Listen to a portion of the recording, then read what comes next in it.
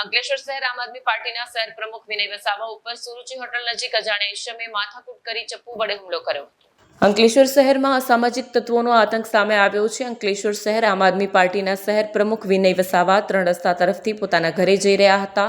તે સમયે પિરામણ નાકા પાસે સુરુચિ હોટલ નજીક અચાનક પાછળથી હોર્ન વગાડી એક ઈસમ આવી આગળ પોતાની ગાડી ઊભી કરી વિનય વસાવા કંઈક સમજે તે પહેલા શખ્સે પોતાના ખિસ્સામાં રહેલ ચપ્પુ વડે હુમલો કર્યો। આ હુમલામાં વિનય વસાવા સાઈડમાં ખસી જતા તેઓને માથામાં ભાગે ઈજાઓ પહોંચી। આ ઘટનાને જાણ આપના જિલ્લા પ્રમુખ પિયુષ પટેલને થતાં તેઓ પોતાની ટીમ સાથે અંકલેશ્વર ખાતે દોડી આવ્યા હતા અને પોલીસ દ્વારા હુમલો કરનાર આવા તત્વો સામે પગલાં ભરે તેવી માંગ કરી હતી। વિડીયો જર્નાલિસ્ટ ઇમ્તિયાઝ પઠાણ સાથે સત્યા ટીવી ન્યૂઝ અંકલેશ્વર। આમ આદમી પાર્ટી અંકલેશ્વર શહેર પ્રમુખ વિનય વસાવા આજ રોજ 3 રસ્તાથી હું મારા ઘર તરફ જવા રવાના થઈ રહ્યો હતો ત્યારે સુરુચિ હોટલ પાસે એક વ્યક્તિ એફઝેડ ગાડી લઈ આવી પાછળથી હોર્ન કન્ટિન્યુ મારી રહ્યો હતો।